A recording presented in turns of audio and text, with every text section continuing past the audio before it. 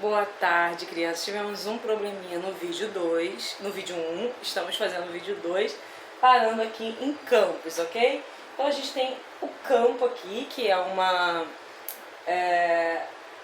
situação que tem aqui no Rio de Janeiro, a gente vê muitos campos assim. Campos são formações herbáceas com extensos de banhos banhados ao redor de lagos, ok? Aqui, como a gente vê aqui, esses campos aqui, hoje tem menos, né? Porque a maioria invade esses lugares para construir casas, isso é muito ruim, né? Que acaba destruindo a natureza, né? E a gente é a favor da natureza e que o governo faça casa no lugar certo para cada um, né? Ocorrendo em meio às matas subtropicais e florestas de araucárias ou os campos de pradarias mistas também são conhecidos como pampas gaúchas. Então o campo tem essa característica aqui, que é banhados ao redor dos lagos, né? Aí a gente tem o complexo do Pantanal, que também é lindo, olha que maravilha, então a gente pegar o barquinho e andar aqui, né? O complexo do Pantanal corresponde a uma grande área inundada todos os anos durante a estação de chuvas, ok? Principalmente no início e no fim de cada ano, em que ocorre uma combinação entre vegetação, como a gente vê aqui, né? Vegetações originárias da região amazônica, no Cerrado e variações de outras regiões brasileiras. Muito lindo o complexo do Pantanal, que acontece mais ou menos no fim do ano, no começo do ano. A gente tem a vegetação também litorânea, que é uma vegetação que a gente tem aqui no Rio de Janeiro, ali quando a gente sobe ali pela Marambaia, né, a gente vê muito isso. Vegetação litorânea é composta de vegetação bastante variada, em que são encontrados arbustos nas partes mais úmidas, como os manguezais. Quando a gente vai ali para a Barra de Guaratiba, né, a gente vê muito manguezais ali, né, lindo. Então, a região litorânea do Brasil concentra um vasto continente populacional com grande cidade, mas também diversas comunidades tradicionais e uma rica diversidade de fauna e flora, ok? Que vivem em terras, rios e mar. Olha aqui, a gente vai ver aqui, ó, como que é, ó, o mangue, ok? Tudo aqui de acordo, ó, aqui o mar, as árvores, as florestas. Ó, olha aqui a parte do mangue, olha que legal, onde as pessoas pegam os caranguejos que a gente gosta de comer, né? E aqui a gente tem, igual ali na Marambaia, e também na... A gente esqueceu o nome da praia, gente. Olha como é que eu tô acostumada com a praia do Rio de Janeiro. Que eu esqueci o nome da praia. Que a gente sobe ali pela Barra de Guaratiba e sai no Recreio, né? No Grumari, né? A gente sobe no Grumari. Eu falei Marambaia, mas é Grumari. A Marambaia também tem esses um pouquinho assim, mas bem pouquinho. No Grumari a gente vê mais, né? Então a gente já estava falando do Grumari, não da Marambaia, a gente trocou.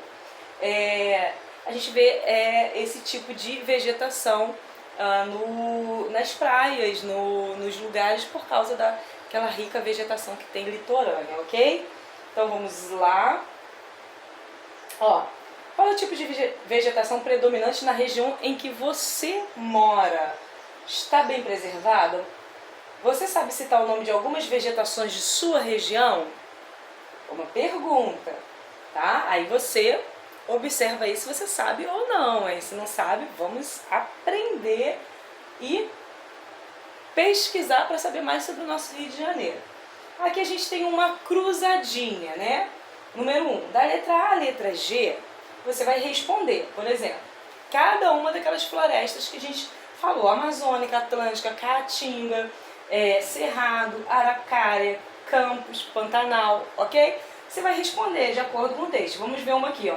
Floresta com vegetação de grande porte, típico de clima quente e úmido, amazônica. Aí a gente vai descobrir aqui, responder e vai colocar nessa cruzadinha aqui, ok? Ó, letra A, amazônica. E a gente responde cada um e vai colocando aqui na cruzadinha, ok? Então a gente falou da vegetação e estamos fazendo a atividade. E aí a gente vai falar do relevo e também fazer a atividade. Todos os elementos e fenômenos naturais estão interrelacionados, inclusive o clima e vegetação. Olha a tirinha aqui em seguida, né? Coisas da Vida. É o título aí, né? De Fabiano dos Santos. O que vamos fazer com esse calor? Plantar umas árvores. É a resposta dele, muito simples. Por que a gente está com muito calor? Porque pouca árvore. Aí ele vai fazer a pergunta aqui, ó. Na tirinha, de que forma é apresentada a inter-relação entre clima e vegetação? A gente sabe que a floresta, a vegetação tem a ver com o clima, né? Pouca árvore, muito calor. Muita árvore, pouco calor. Tá? A tia já deu a dica aí. Considerando sua resposta, o que poderia ser feito para resolver melhor a situação apresentada na tirinha? Aí você vai colocar aqui que ele já até falou nessa resposta aí. Letra C. Se a ausência de árvores na cidade pode aumentar a temperatura local, a destruição das árvores pode ser uma das causas do aquecimento global. Justifique sua resposta. Essa resposta também é pessoal, ok? Número 3, observe com atenção os dois mapas do seu material de apoio. Ó, a gente vai usar o material de apoio, o mapa lá de trás, mas a gente ainda não pode arrancar porque ainda vai ter atividades atrás, ok? Então a gente vai pegar o livro, ó, você vai lá atrás no seu material de apoio, ok? Na parte de geografia, ó, que a gente tem matemática, ciências, já teve português, geografia, ó o mapa. Esses dois mapas aqui. O primeiro, desmatamento entre 1950 e 1960. A gente nem era nascido, né? E vai mostrar o desmatamento de 1980 a 2015. A diferença, para mostrar essa diferença. 2015 eu já era nascida, né? Você aí eu não sei. Então a gente vai observar como foi modificando, foi destruindo as matas, né? Foi diminuindo a quantidade de pessoas aí, né? Pessoas não, a tia tá ouvindo barulho lá de fora, estão cortando a grama. E aí a tia falou pessoas, porque a tia pensou na pessoa que está lá fora cortando a grama a essa hora. Ó, então, o que acontece? A gente vai ver que vai haver um grande desmatamento, o que não acontecia antes. As pessoas vão começar a construir casas, vão derrubar árvores para isso. Então a gente vai pegar esses dois mapas para fazer essa atividade aqui, ó. Qual é o tema dos mapas? Qual é o intervalo de tempo entre o mapa 1 e o mapa 2? Você vai anotar aí. De acordo com os dados do mapa, é justificada preocupações dos ambientalistas com a destruição das florestas do Brasil? Justifique sua resposta, tá? C. De acordo com o que você aprendeu, cite pelo menos 2 motivos para a diminuição das florestas no Brasil. Isso aqui está mostrando ali no mapa e a gente está falando direto, né? D. Conforme a análise dos mapas, qual é a formação vegetal mais atingida? Justifique sua resposta, ok? E, em sua opinião, o que poderia ser feito para diminuir os impactos ambientais que atingem a vegetação brasileira? Aí você vai colocar a resposta aí, tá bom? Agora nós vamos falar de relevo. A gente falou das vegetações, né, de vários tipos de vegetações. Agora a gente vai mostrar as várias formas de relevo, né? O relevo corresponde às formas da superfície terrestre, suas ondulações, elevações e rebaixamentos, ok? Ondulações, né, terreno ondulado, elevações, que são as montanhas, né, e o seu rebaixamento, que são aqueles lugares onde tem vales, está abaixo do nível do mar, muitas das vezes. Então, em geral, essas formações são produzidas pela ação dinâmica da natureza ao longo da história geológica do planeta, embora muitas vezes também sofra influência das ações humanas. Hoje em dia, muito mais rápido ele sofre, né, essa modificação das ações humanas do que do tempo, né? Antigamente a gente tinha mais do tempo porque tinha pouca ação do homem na natureza. Hoje a gente tem muito mais ação do homem na natureza. Os vulcões, terremotos são agentes importantes na atuação da transformação do relevo em diversos países. No Brasil, esses fenômenos tiveram pouca influência, porque no Brasil quase não tem, graças a Deus. Terremoto praticamente não tem, e nem vulcão, né? Os que tem estão muito tempo adormecidos. Então a gente tem uma terra relativamente boa, né? Pois em nosso país os principais agentes de formação e transformação do relevo são as ações contínuas da água e do vento.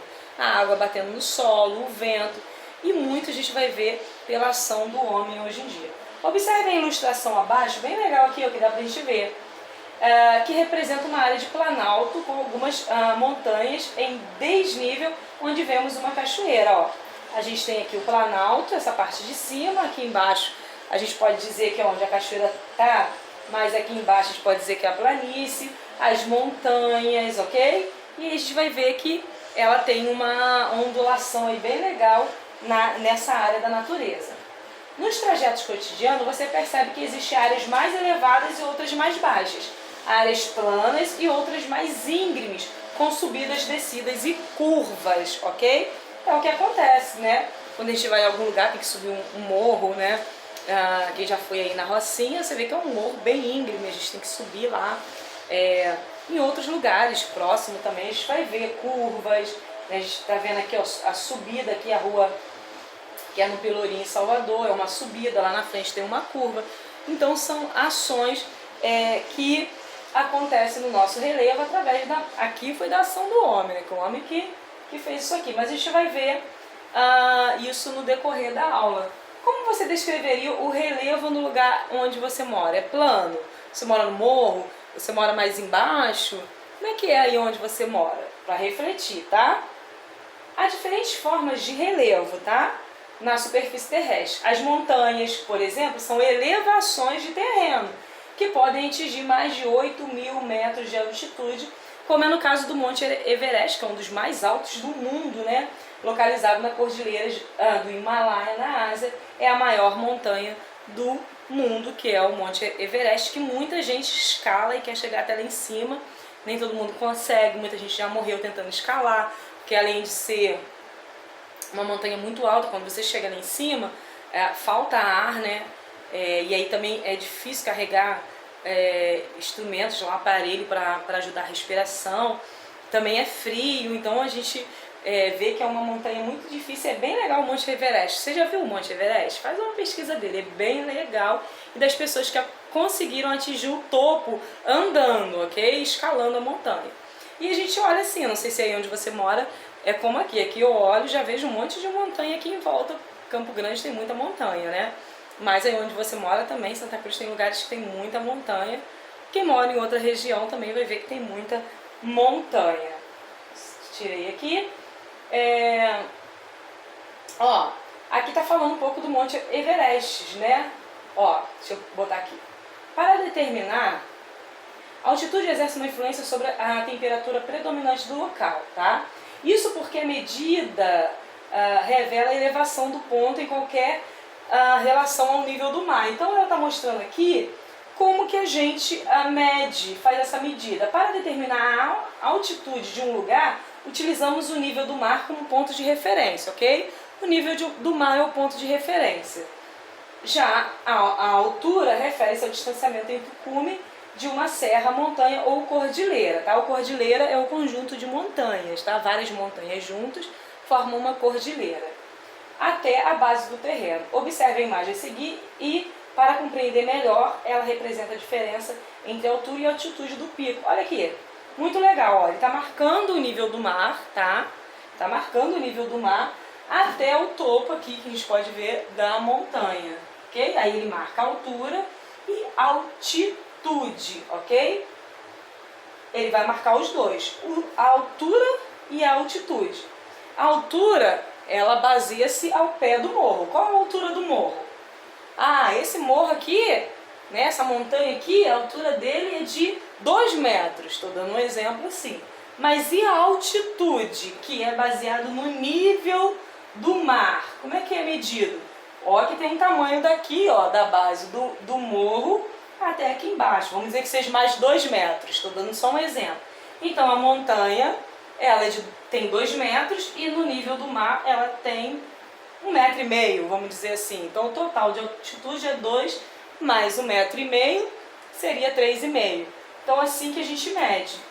A altitude a gente mede a partir do nível do mar. A altura a gente mede a partir da base. E aí a gente vai ver que fala assim, ó, quando tem jogo de futebol, quem vê jogo, gosta de jogo, fala assim, no Chile, Equador, Colômbia, tem muito isso, né? A altitude. o time vai jogar lá na altitude. Eles estão medindo o nível do mar até aquela montanha é bem alta. Então, assim, eles observam isso, né? E dizem lá, tem uma altitude difícil de respirar, os jogadores não conseguem respirar direito, é justamente por essa altitude. Eles têm que correr lá. Quanto mais alto, menos a gente consegue respirar, tá? Em termos de altitude aí, tá? Não dentro do avião, tá? É outra coisa, tem diferença. Então vamos lá. Aqui, ó. Ele tá mostrando aqui, ó, o nível do mar e o Monte Everest. Gente, ele é muito alto. Essa imagem aqui não dá para esclarecer muito como ele é. Tenta ver aí no Google que você vai ver como é lindo. Aqui é pelo Nepal. Olha que coisa linda, maravilhoso.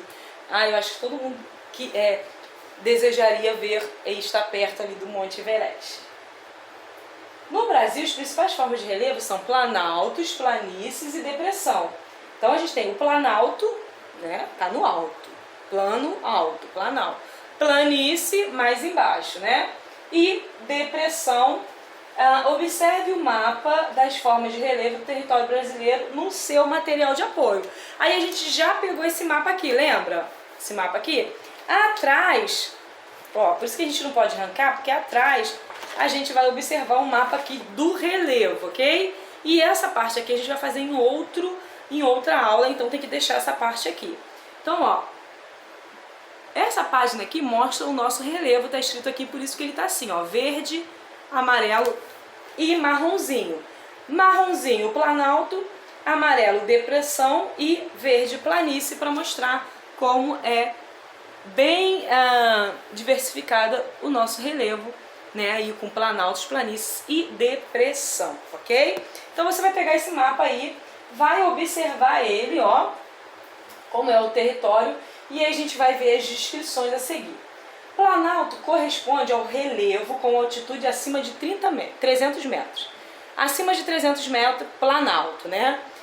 Em Brasília tem muito, a gente observa aqui, ó, Amazonas tem muito, Amazonas, ó, aqui em Brasília e no Maranhão, falei Amazonas, mas é no Maranhão, Minas Gerais tem muito planalto. Então a gente vai observando aí o planalto. Planalto corresponde a uma altura acima de 300 metros em relação ao nível do mar e está exposto a maior intensidade e processo erosivo.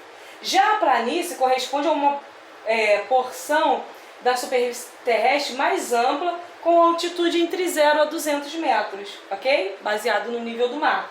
É formado pelo acúmulo de sedimentos, que são transportados pela ação da água e dos ventos. Planícies podem ser classificadas como continentais e litorâneas, ok? Aí a gente vê aqui, ó, são esses verdinhos aqui, a gente tem menos planícies aqui, não sei se você está conseguindo ver aí no que eu estou te mostrando, mas você pode ver no seu livro. Aí mais em volta, aí próximo ao, você pode observar que é próximo ao litoral, que a gente tem mais essas planícies. E depressão é, como a gente pode observar, como o planalto é assim a maior parte, né, de relevo do nosso território junto ao planalto. Depressão, forma de relevo com altitude mais baixa do que a área ao redor, seja uma planície, seja um planalto. Então assim, planície 300 metros acima do nível do mar, planalto 200, depressão está abaixo aí, então é o que a gente olha assim e vê mais ou menos como no Rio de Janeiro aí que a gente tem. Então, ó, forma de relevo com altitude mais baixa do que a área ao redor, seja uma planície, seja um planalto. Quando esse desnível ocorre abaixo do nível do mar, ele é chamado de depressão absoluta. Então a gente tem a depressão e a depressão absoluta que está bem abaixo do nível do mar. Quando está localizado nas áreas mais baixas do que o entorno, é denominado depressão relativa. Então a gente tem depressão absoluta, que é bem abaixo do nível do mar, e depressão relativa, que é aquela que ela é mais baixa do que a planície e o planalto, mas ela não é tão profunda assim, tão lá embaixo, ok? Então vamos continuar aqui, ó, muito legal, borda de planalto com depressão aqui no Mato Grosso, ó. A gente vê aqui, ó, as montanhas lindas aqui, ó, um pouquinho aqui de terra, outras mais lá embaixo, outras mais lá, outras aqui. Então assim, bem diversificado o nosso relevo, e isso deixa o nosso Brasil muito lindo, ok?